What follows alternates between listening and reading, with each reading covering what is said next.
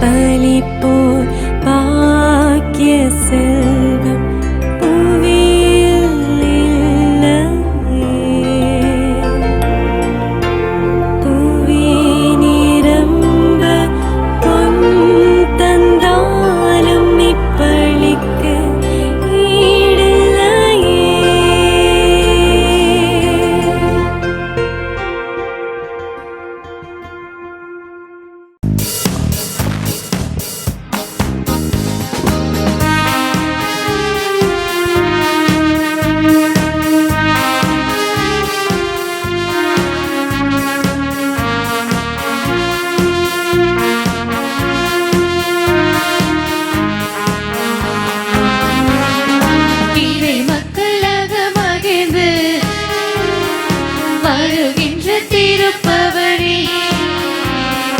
திருச்சபை இணைந்து கிறிஸ்துவோடு தருமே தியாகப்பலி.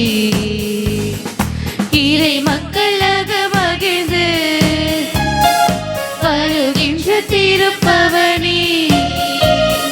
திருச்சபை இணைந்து கிறிஸ்துவோடு தருமே தியாகப்பலி. வாராயிரை திருக்குலமே வாழ்வாய் பேருடனே. வாராயிரை திருக்குலமே வாழ்வாய் பேருடனே. மலருடன் சீரும் யாவுமே மனம் பெற்று வாழ்தல் நீதியே. மலருடன் சீரும் யாவுமே மனம் பெற்று வாழ்தல் நீதி. புவி வாழ்வை நாமும் தருவே இறை மாண்பு இன்றே பெறவே. விரைவாய் வருவோம் தேவனருள் பெறுவோம். இறைவன் நிழலில் வாழ்வின் பொருள் பெறுவோம். வாராயிரை திருக்குலமே வாழ்வாய் பேருடனே. வாராயிரை திருக்குலமே வாழ்வாய் பேருடனே.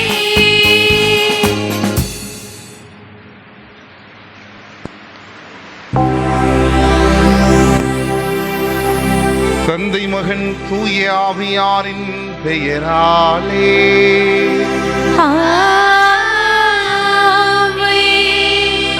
நம் ஆண்டவராகிய இயேசு கிறிஸ்துவின் அருளும் கடவுளின் அன்பும் தூய ஆவியாரின் நட்புறவும் உங்கள் அனைவரோடும் இருப்பதாக.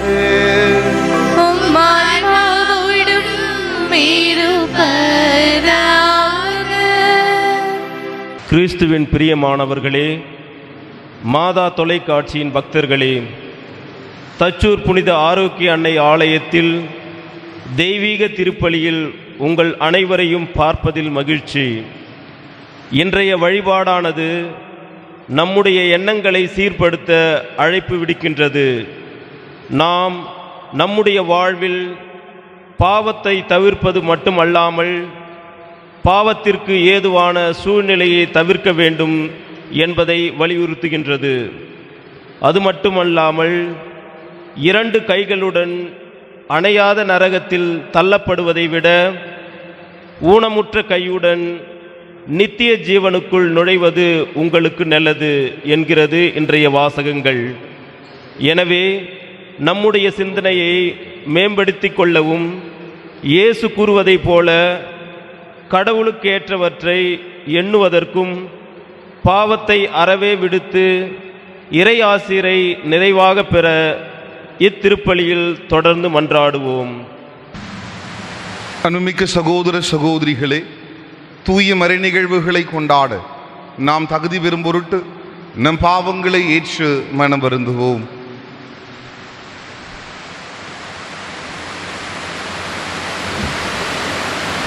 எல்லாம் வல்ல இறைவனிடமும் சகோதர சகோதரிகளே உங்களிடமும் நான் பாவி என்று ஏற்றுக்கொள்கிறேன். ஏனெனில் என் சிந்தனையாலும் சொல்லாலும் செயலாலும் கடமையில் தவறியதாலும் பாவங்கள் பல செய்தேன். என் பாவமே, என் பாவமே, என் பெரும் பாவமே. ஆகையால் எப்பொழுதும் கன்னியான புனித மரியாவையும் வானதூதர் புனிதர் அனைவரையும் சகோதர சகோதரிகளே உங்களை நம் இறைவனாகிய ஆண்டவரிடம் எனக்காக வேண்டிக் கொள்ள மன்றாடுகிறேன். எல்லாம் வல்ல இறைவன் நம் மீது இரக்கம் வைத்து நம் பாவங்களை மன்னித்து நம் நிலை வாழ்வுக்கு அழைத்துச் செல்வாராக. ஆமென்.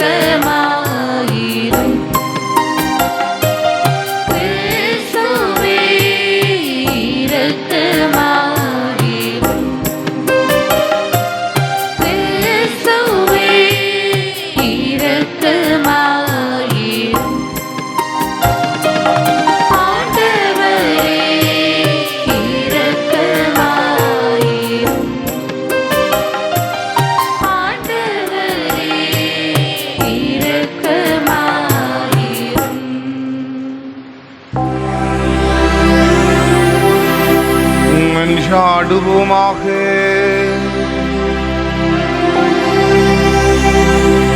எல்லாம் வல்ல இறைவா,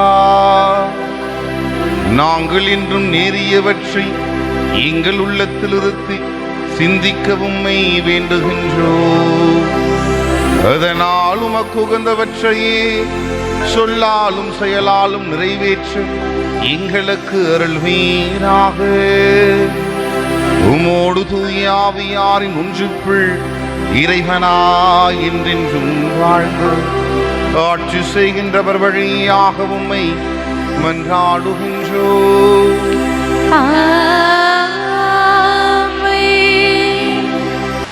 முதல் வாசகம். ஆண்டவரிடம் திரும்பிச் செல்ல காலம் தாழ்த்தாதே. சீராக் ஞான நூலிலிருந்து வாசகம். அதிகாரம் 5, இறை வசனங்கள் 1-8 முடிய. உன் செல்வங்களில் நம்பிக்கை வைக்காதே, எனக்கு அவை போதும் என சொல்லாதே. உன் நாட்டங்களுக்கு வலிமைக்கும் அடிமையாகாதே.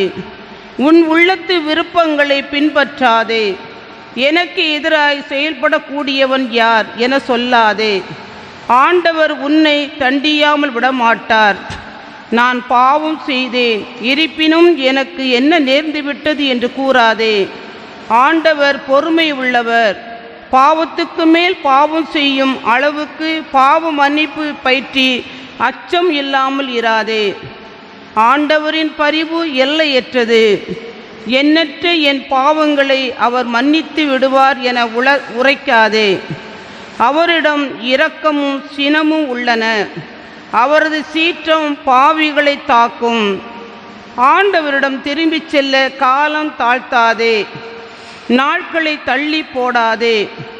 ஆண்டவரின் சினம் திடீரென பொங்கி எழும். அவர் தண்டிக்கும் காலத்தில் நீ அழிந்து போவாய். முறைகேடான செல்வங்களில் நம்பிக்கை வைக்காதே. பேரிடரின் நாளில் அவற்றால் உனக்கு பயன் இராது. ஆண்டவர் வழங்கும் அருள்வாக்கு. இறைவனுக்கு நன்றி.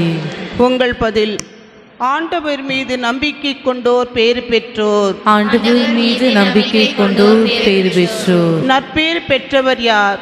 அவர் பொல்லாரின் சொல்படி நடவாதவர், பாவிகளின் தீய வழியில் நில்லாதவர், இகழ்வாரின் முடிவுக்கு அமராதவர்.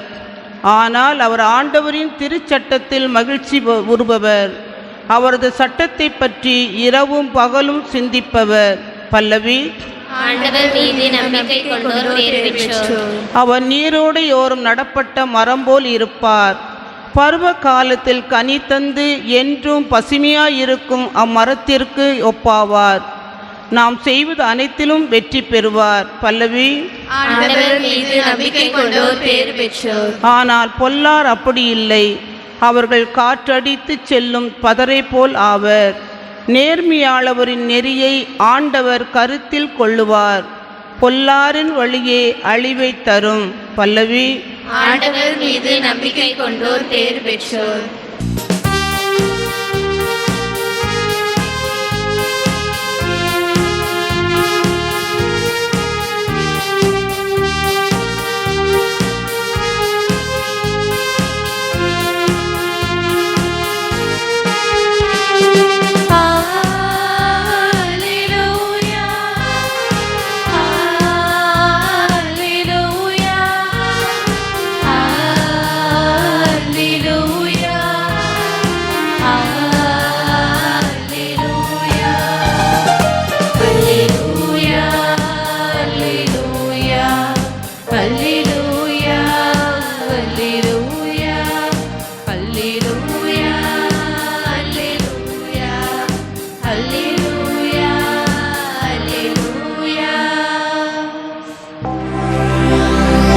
ஆண்டவர் உங்களோடு இருப்பாராக.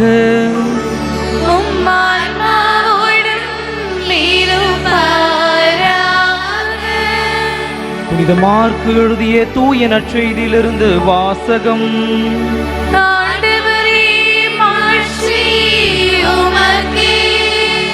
அதிகாரம் 9 இறை திருவசனங்கள் 41 முதல் 50 முடிய.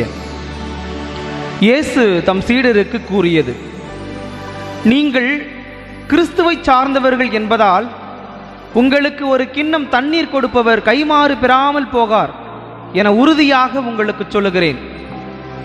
என் மீது நம்பிக்கை கொண்டுள்ள இச்சிறியோருள் எவரையாவது பாவத்தில் விழ செய்வோருடைய கழுத்தில் ஒரு எந்திரக்கல்லை கட்டி கடலில் தள்ளிவிடுவதே அவர்களுக்கு நல்லது.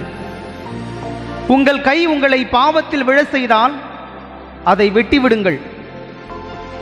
நீங்கள் இரு கை உடையவராய் அணையாத நெருப்புக்குள்ளே நரகத்திற்குள் தள்ளப்படுவதை விட கை ஊனமுற்றவராய் நிலைவாழ்வில் புகுவது உங்களுக்கு நல்லது. உங்கள் கால் உங்களை பாவத்தில் விழ செய்தால் அதை வெட்டிவிடுங்கள். நீங்கள் இரு கால் உடையவராய் நரகத்தில் தள்ளப்படுவதை விட கால் ஊனமுற்றவராய் வாழ்வில் புகழ்வது உங்களுக்கு நல்லது. உங்கள் கண் உங்களை பாவத்தில் விழ செய்தால் அதை பிடுங்கி எறிந்து விடுங்கள். நீங்கள் இரு கண் உடையவராய் நரகத்தில் தள்ளப்படுவதை விட ஒற்றை கண்ணராய் இறையாட்சிக்கு உட்படுவது உங்களுக்கு நல்லது. நரகத்திலோ அவர்களை தின்னும் புழு சாகாது, நெருப்பும் அவியாது. ஏனெனில் பலிப்பொருள் உப்பால் தூய்மையாக்கப்படுவது போல் ஒவ்வொருவரும் நெருப்பால் தூய்மையாக்கப்படுவர். உப்பு நல்லது, ஆனால் அது ஓர்பற்று போனால் எதை கொண்டு அதை ஓர்ப்புள்ளவராக்குவீர்கள்? நீங்கள் உப்பின் தன்மை கொண்டிருங்கள். ஒருவரோடு ஒருவர் அமைதியுடன் வாழுங்கள். ஆண்டவரின் அருள்வாக்கு.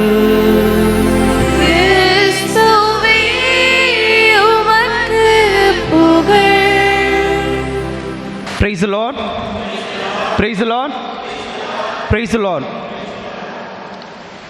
கிறிஸ்துவின் பிரியமானவர்களே, எண்ணம் போல் வாழ்க்கை என்ற அந்த வரியை நாம் பல இடங்களில் கேட்டிருப்போம். இறை மக்களாகிய நாம் நம் வாழ்விலே வளத்தை பெறுவதற்கும் நிலை வாழ்வை பெறுவதற்கும் மகிழ்ச்சியான வாழ்வை பெறுவதற்கும் வெளிப்புறங்களிலே நாம் தேடிக்கொண்டிருக்கிறோம். அப்படி நாம் பெற்றுக்கொள்கின்ற வாழ்க்கை சிறிது காலம் நமக்கு மகிழ்ச்சியை கொடுத்தாலும் வளமையான வாழ்வை கொடுத்தாலும் நிறைவு முழுமையற்றதாக இருக்கிறது. நாம் அதிகமாக வெளிப்புற அடையாளங்களுக்கு முக்கியத்துவம் கொடுத்து கொண்டு இருக்கின்றோம். ஆனால் நம்மில் மனதளவில் மாற்றங்கள் ஏற்படுவது சாத்தியமல்லாத ஒரு சூழ்நிலையாக இருக்கிறது. வெளிப்புறங்கள் தான் நம்மை உருவாக்குகிறதா? வெளிப்புறங்கள் தான் இந்த மாடிகள், பதவிகள், இந்த போராட்டங்கள் எல்லாம் நம்மை ஒரு சீர்நிலைப்படுத்துகின்ற ஒரு பொருளாக இருக்கலாமே தவிர அது நம் மனமாற்றத்திற்கு ஒரு துணைக்கருவி இல்லாத சில நேரங்களில் மாறிவிடுகின்றது. அப்பொழுது நாம் நிலைவாழ்வி கொண்டு பயணிக்கின்ற அந்த வாழ்வில் சரிவர பயணிக்க முடியாத ஒரு சூழ்நிலையில் இருக்கின்றோம். இப்படி இருக்கிற இந்த நேரத்திலே பலர் நம்மில் புரிந்து கொள்வது செல்வம், பொருள், அறிவுதான் நமக்கு நல்ல ஒரு மகிழ்ச்சியான வாழ்வை தரக்கூடியது என்பதை நாம் தவறாக புரிந்து கொண்டிருக்கின்றோம். அறிவை விட, செல்வத்தை விட எண்ணங்கள் மிக முக்கியமானது ஒன்றாக இருக்கிறது. அதை தான் நம் திருவிவிலியத்திலே பார்த்திருக்கின்றோம். பேதுரு ஒரு தடவை இயேசுவிடம் பார்த்து, ஆண்டவரே இவ்வாறு செய்ய வேண்டாம் என்று ஆண்டவருக்கு சொல்லும் பொழுது ஆண்டவர் சொல்லுகிறார், அப்பாலே போ சாத்தானே, கடவுளுக்குரியவற்றை எண்ணுவதை விட்டுவிட்டு நீ மனிதருக்குள்ளவற்றை எண்ணுகிறாய் என்கிறார். ஆக நமது எண்ணம் எவ்வளவு தூய்மையாக இருக்க வேண்டும் என்பதுதான் கடவுளுடைய மிக ஒரு ஆசையாக இருக்கிறது. 1920ஆம் ஆண்டு செய்தித்தாளிலே இவ்வாறாக ஒரு செய்தி வருகிறது. ஒரு 42 வயதுள்ள ஜோசப் ராட்ஸினர் எனக்கூடிய ஒரு நபர் தனக்கு மணமகள் வேண்டும் என்று அவர் அந்த செய்தியை கொடுக்கிறார். சிறிது காலம் கழித்து மரியா என்ற ஒரு பெண் மணமகன் வேண்டும் என்று செய்தியை கொடுக்கிறார். இவ்வாறு கொடுக்கும் பொழுது ஒரு காலகட்டத்தில் இருவரும் சந்திக்கிறார்கள். நல்ல மகிழ்ச்சியான அந்த வாழ்க்கை ஆரம்பிக்கிறது. இப்படி போகின்ற அந்த காலகட்டத்திலே முதிர்ந்த வயதிலே இவர்கள் திருமணம் செய்து கொண்டுவதை பலர் தவறாக புரிந்து கொண்டார்கள்.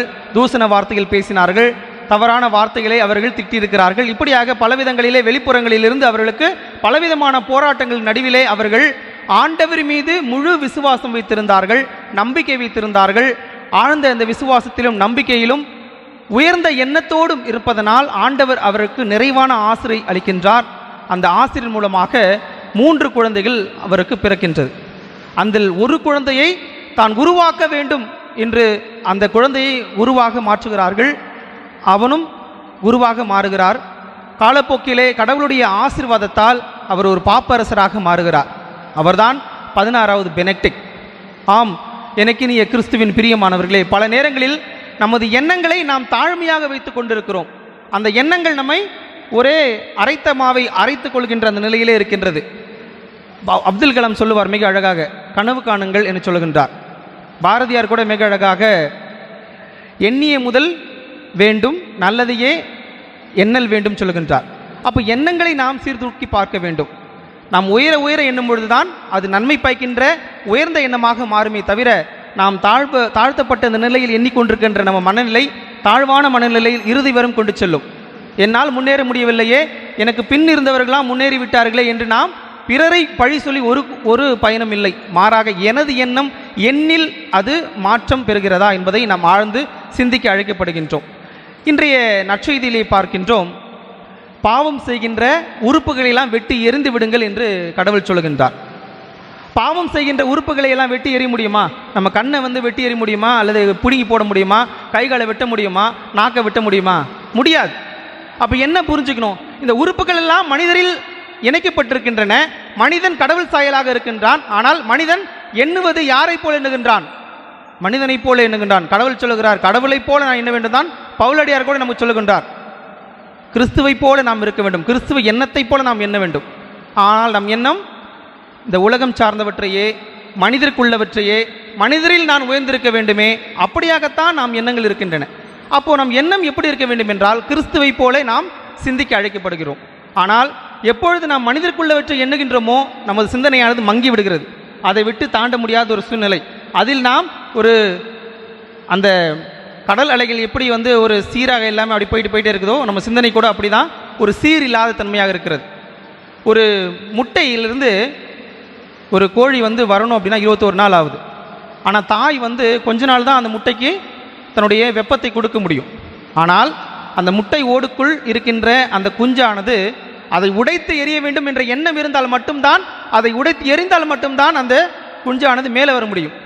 ஆனால் அந்த எண்ணம் இல்லாத நம்மில் பலர் என்ன பண்ணுறோன்னா, அந்த எண்ணத்தை அப்படியே மங்கியே வைத்து விடுகின்றோம்.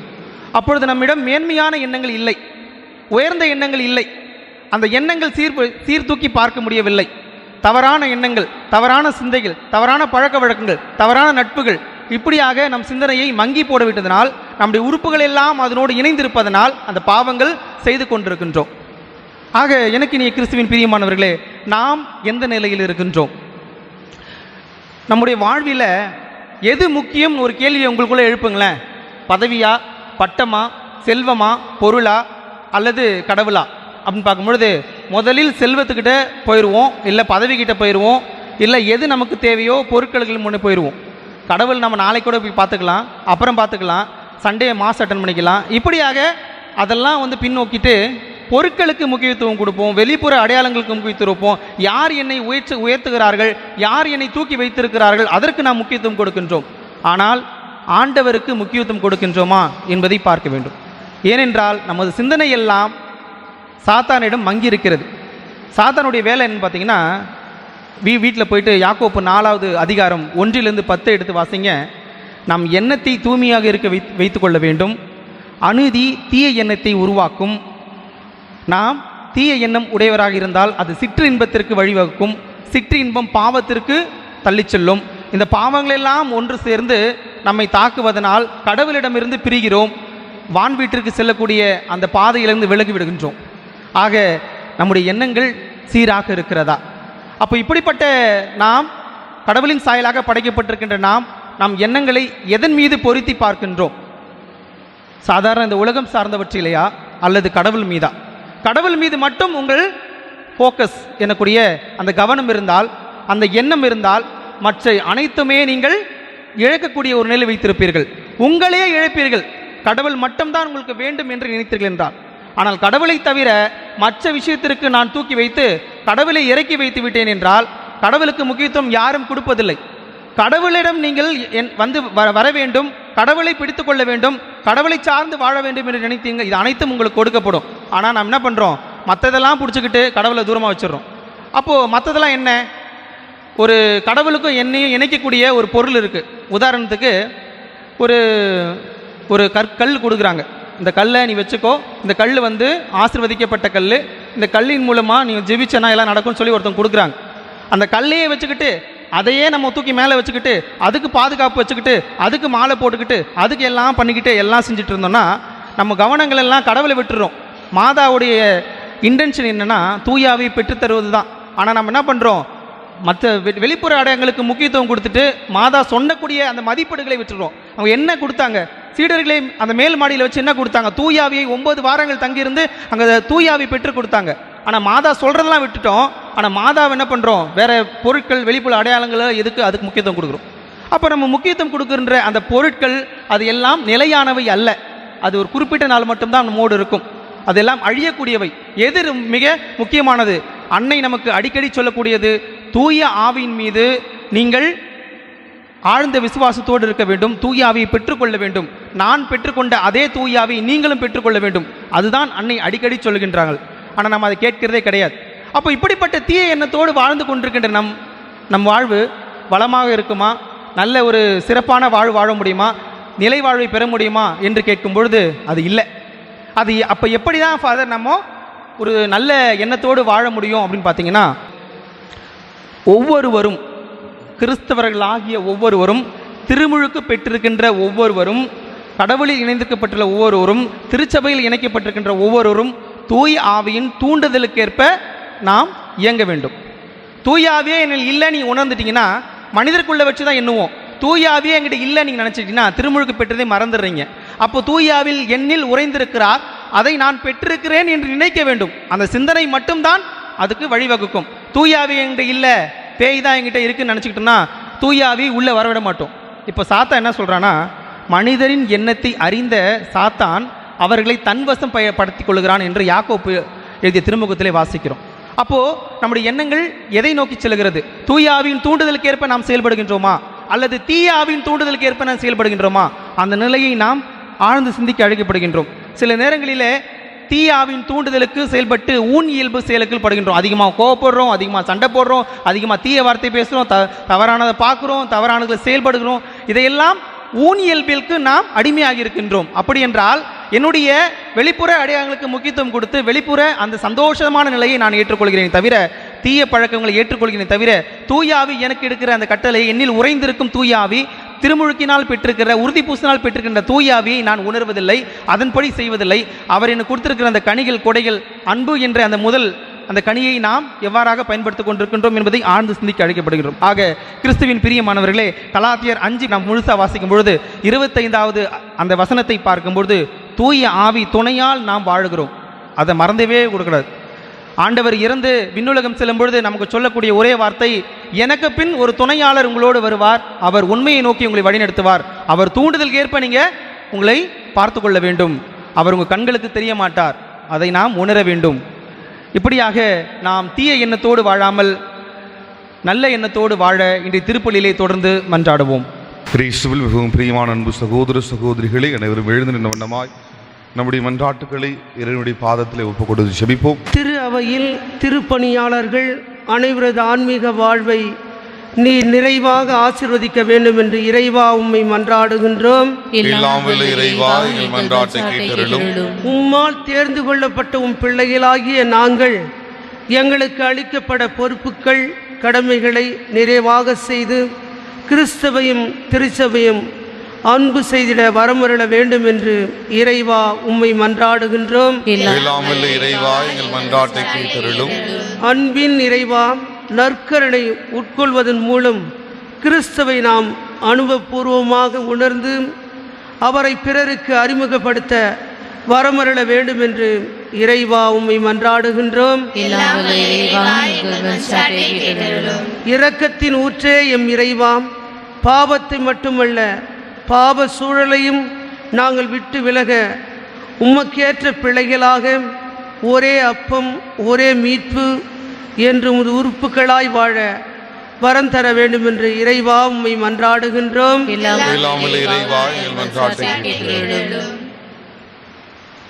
நம்முடைய தனிப்பட்ட தேவைகளுக்காய் மௌனமாய் ஜெபிப்போம்.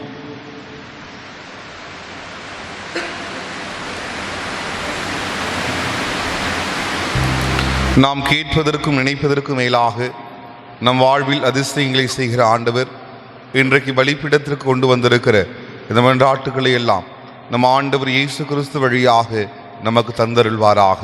ஆமென்.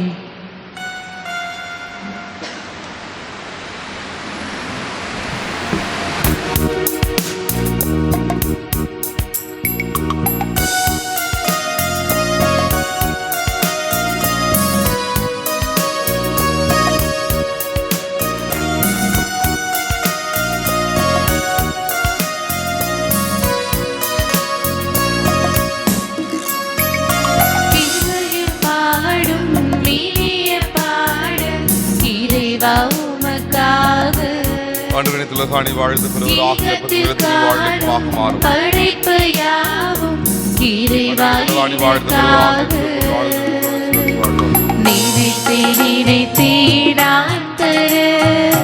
அனைத்து முந்தன் காணிக்கை நினைத்தேனான் தர அனைத்து முந்தன் காணிக்கை என் இதயம் பாடும் இனிய பாடல் இறைவா உமக்காக. அன்புமிக்க சகோதர சகோதரிகளே, என்னுடையதும் உங்களுடையதுமான பலி எல்லாமல்ல தந்தையாக இறைவனுக்கு ஏற்றதாகும்படி மன்றாடுங்கள். ஆண்டவர் தமது பெயரின் புகழ்ச்சிக்காகவும் மாட்சிக்காகவும் நமது நன்மைக்காகவும் புனித திரு அவை அனைத்து நலனுக்காகவும் ஏற்றுக்கொள்வாராக. ஆண்டவரை உம்மறை நிகழ்வுகளை உரிய முறையில் கொண்டாடும் நாங்கள் உம்மை பணிவுடன் வேண்டுகின்றோம். அதனால் உமது ஆட்சியின் மேன்மைக்காக நாங்கள் ஒப்புக் கொடுக்கும் இவ்வழி எங்கள் மீட்புக்கும் பயன்படுவதாக. எங்கள் ஆண்டவராகிய இயேசு கிறிஸ்து வழியாக உம்மை மன்றாடுகின்றோம்.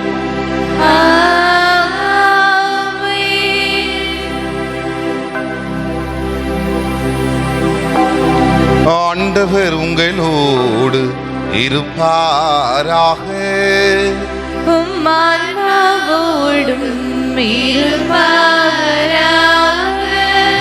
இதயங்களை மேலே எழுப்புங்கள்.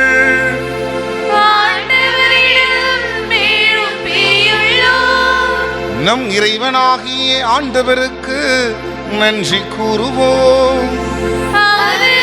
தகுதியும் நீதியும் ஆண்டவரே,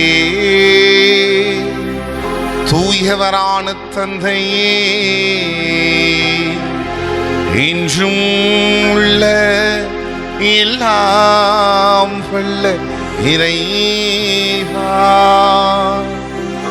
என்னாலும் எவ்விடத்திலும் நாங்கள் உமக்கு நன்றி செலுத்துவது மெய்யாகவே தகுதியும் நீதியுமாகும்.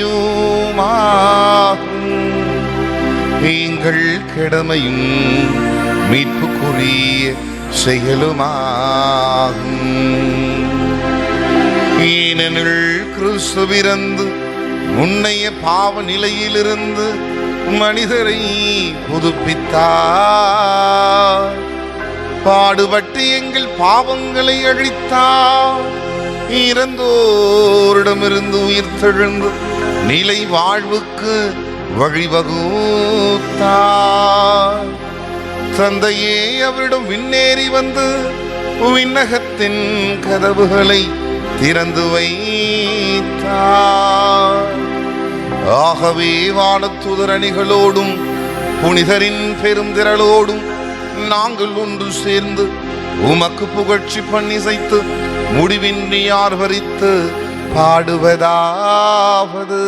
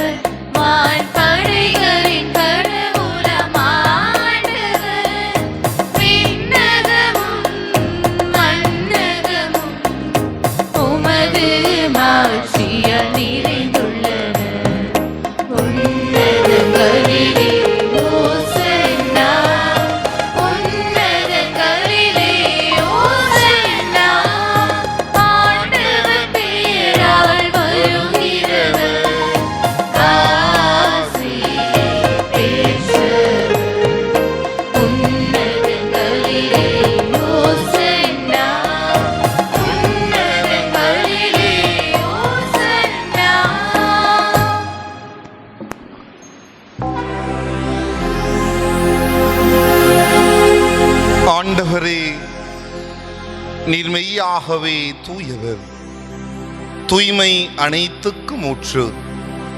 ஆகவே உம்முடைய ஆவியை பொழிந்து இக்காணிக்கைகளை தூய்மைப்படுத்த உம்மை வேண்டுகின்றோம். இவ்வாறு எங்கள் ஆண்டவர் இயேசு கிறிஸ்துவின் உடலும் இரத்தமுமாக எங்களுக்கு இவை மாறுவனவாக. அவர் பாடுபட உளம் கனிந்து தம்மை கையளித்த போது அப்பத்தை எடுத்து நன்றி செலுத்தி அதை பிட்டு தம் சீடர்களுக்கு அளித்து இயேசு கூறியதாவது: அனைவரும் இதிலிருந்து பெற்று உண்ணுங்கள், ஏனெனில் இது உங்களுக்காக கையளிக்கப்படும் என் உடல்.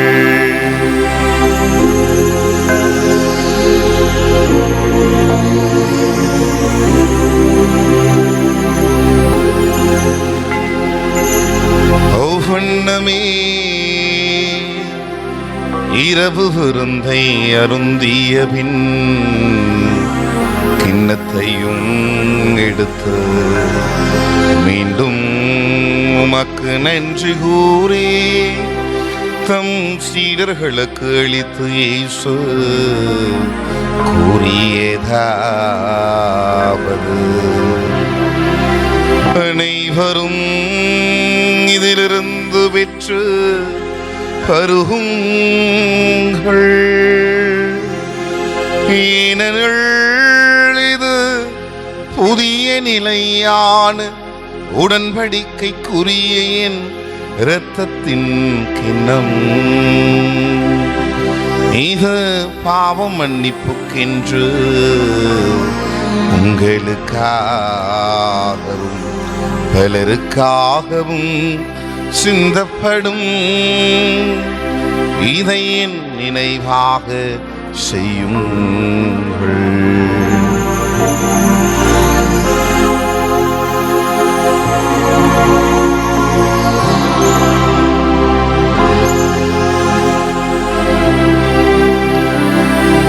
நம்பிக்கையின் மறைபொருள்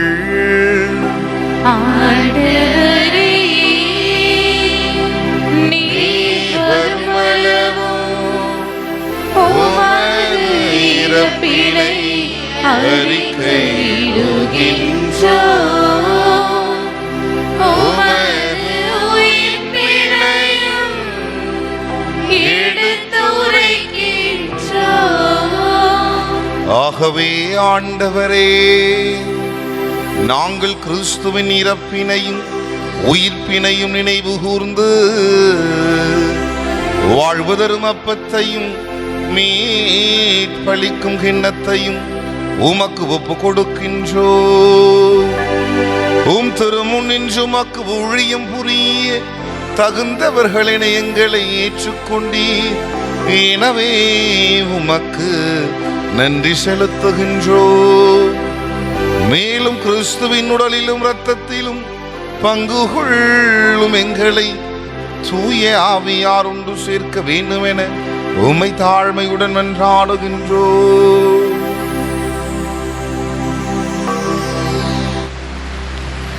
ஆண்டவரே, உலகெங்கும் பரிவிருக்கும் உமது திரு அவையை நினைவு கூர்ந்தருளும்.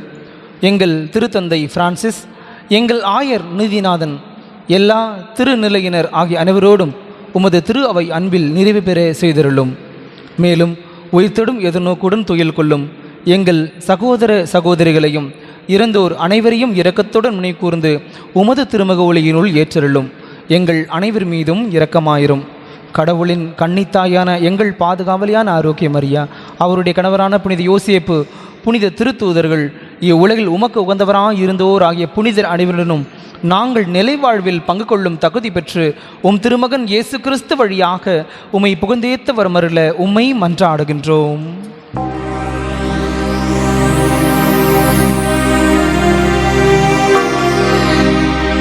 இவர் வழியாக இவரோடு இவருள்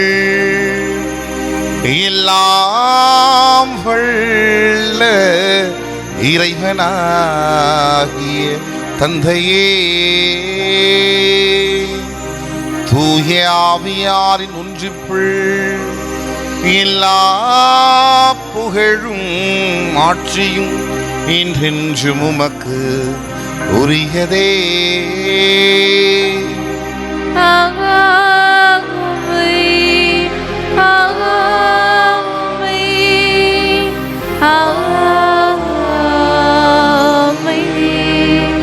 மீட்பரின் கட்டளையினால் கற்பிக்கப்பட்டு இறைவடி பிணையால் பயிற்சி பெற்ற நாம் துணிந்து பாடுவோம்.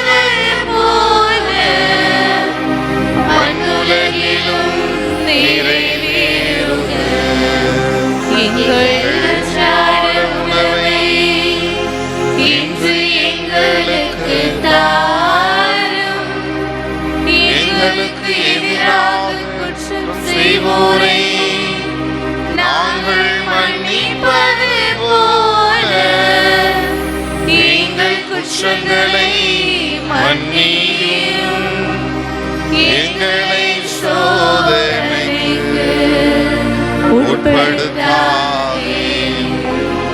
தீமையிலிருந்து எங்களை விடுவித்தருளும். ஆண்டவரே, தீமை அனைத்திலும் இருந்து எங்களை விடுவித்து எங்கள் வாழ்நாளில் அமைதியை கனிவுடன் அருள உம்மை மன்றாடுகின்றோம். உமது இரக்கத்தின் உதவியால் நாங்கள் பாவத்திலிருந்து எப்பொழுதும் விடுதலை பெற்று யாதொரு கலக்கமுமின்றி நிலமாயிருப்போமாக. நாங்கள் எதிர்நோக்கி இருக்கும் பேரின்பத்திற்காகவும் என் மீட்பராகிய இயேசு கிறிஸ்துவின் வருகைக்காகவும் காத்திருக்கின்றோம். ஆட்சியும் வல்லமையும் மாட்சியும் என்றென்றும் உமதே.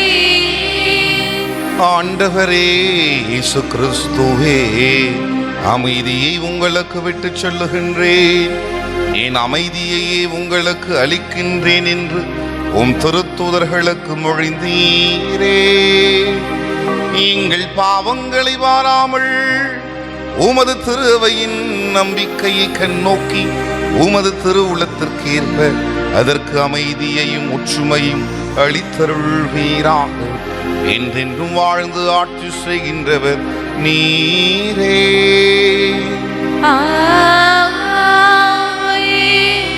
ஆண்டவருடைய அமைதி உங்களோடு என்றும் இருப்பதாக.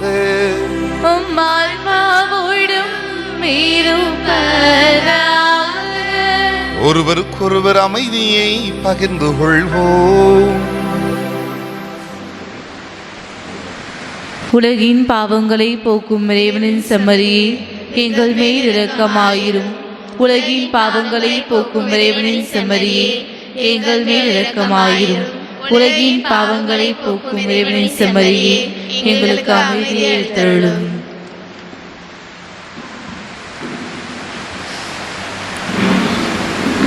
இதோ இறைவனின் செம்மறி, இதோ உலகின் பாவங்களை போக்குபவர். செம்மறியின் விருந்துக்கு அழைக்க பெற்றோர் பேறு பெற்றோர். ஆண்டவரே, நீர் நிலத்திலிருந்து வர நான் தகுதியற்றவள், ஆனால் ஒரு வார்த்தை மட்டும் சொல்லிருளும், எனது ஆன்மா நலமடையும்.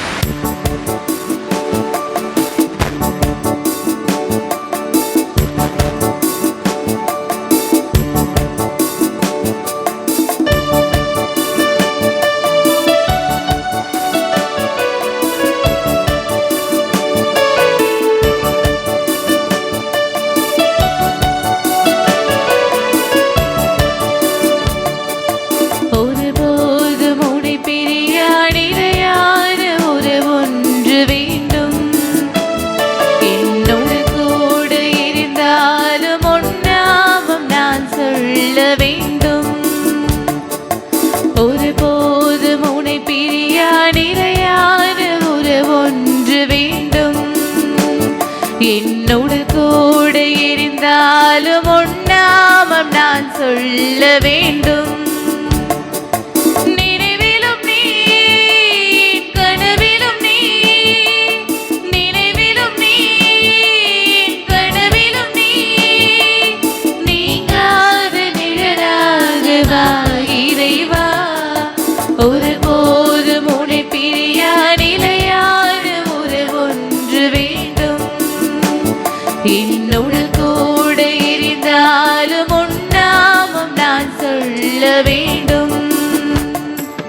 உன் கையில் என்னை நீ பொறித்தாய், பேர் சொல்லி அன்பாய் என்னை அழைத்தாய்.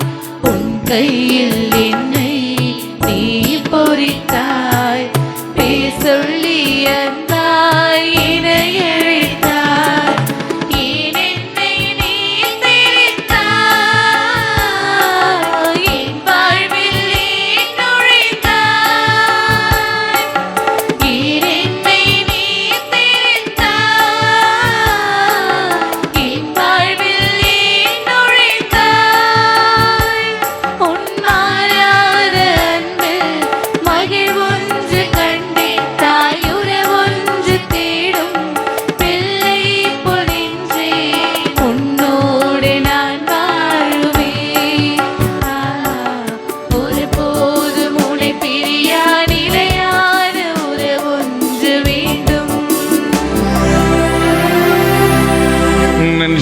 மன்றாடுவோமாக. ஆண்டவரே, இனிய விண்ணக விருந்தால் ஊட்டம் பெற்ற நாங்கள் உம்மை வேண்டுகின்றோம். அதனால் உம்மை வாழ்வை அளிக்கும் உணவின் மீது நாங்கள் என்றும் ஆவல் கொள்ள செய்வீராக. எங்கள் ஆண்டவராகிய இயேசு கிறிஸ்து வழியாக உம்மை மன்றாடுகின்றோம். ஆண்டவர் உங்களோடு இருப்பாராக.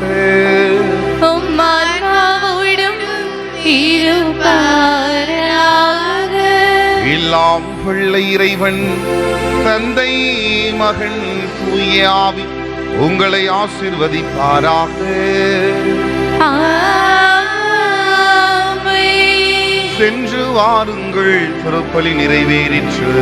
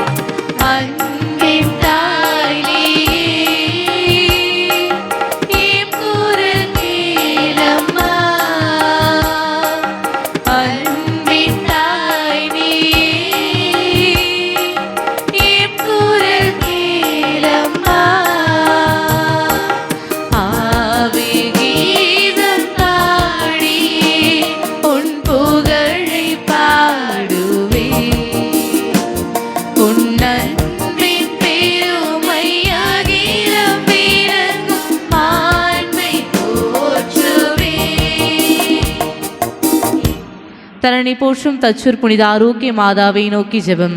தரணி போற்றும் தச்சூர் புனித ஆரோக்கிய மாதாவே, எங்கள் பாதுகாவலியே, நீர் வாழ்க வாழ்க. நீரே எங்கள் தஞ்சமென உம் திருமுகத்தை பார்த்து வேண்டி நிற்கின்றோம். அம்மா என்று உம்மை அழைத்து மன நிம்மதி அடைகின்றோம். மது பரிந்துரை வல்லமையானது. நீர் கேட்பதை ஆண்டவர் தட்டாமல் தருவார். அம்மா அருள்நிறை தாயே, எங்களின் ஆறுதலே, துன்ப வேளையில் எங்கள் துணையாக வந்தருளும். எங்கள் குடும்பங்களில் மகிழ்ச்சியும் சமாதானமும் நிரம்பச் செய்தருளும். வாழ்வில் பிரச்சனைகளில் சிக்கி தவிக்கும் எங்கள் வாழ்வை வளமாக்கும். எங்கள் கவலைகள் மறைந்திட, கடன் தொல்லைகள் நீங்கிட, வீடு மனை சொத்து செல்வம் பெருகிட, குழந்தை பேறு பெற்று மகிழ்ந்திட, கல்வி வேலை வாய்ப்பு குறைவின்றி கிடைத்திட, விவசாயம் செழிக்க உதவியருளும். அம்மா இயேசுவின் அன்பு தாயே, ஆரோக்கிய மாதாவே, தீராத உடல் நோயினால் துன்புறுவோருக்கு உடல் சுகத்தை தந்திரளும். மனநோயினால் வருந்துவோருக்கு மன அமைதி அளித்தருளும். எங்கள் அருளே ஆசிரியே அம்மா, எங்கள் எல்லா தேவைகளிலும் எங்களோடு இருந்து வழிநடத்தும். அன்பு தாயே, ஆரோக்கிய மாதாவே, எங்களுக்காக இப்பொழுதும் எப்பொழுதும் வேண்டிக் கொள்ளும். ஆமென். தரணி போற்றும் தச்சூர் புனித ஆரோக்கிய மாதாவே, எங்களுக்காக வேண்டிக் கொள்ளும். தரணி போற்றும் தச்சூர் புனித ஆரோக்கிய மாதாவே, எங்களுக்காக வேண்டிக் கொள்ளும். தரணி போற்றும் தச்சூர் புனித ஆரோக்கிய மாதாவே, எங்களுக்காக வேண்டிக் கொள்ளும்.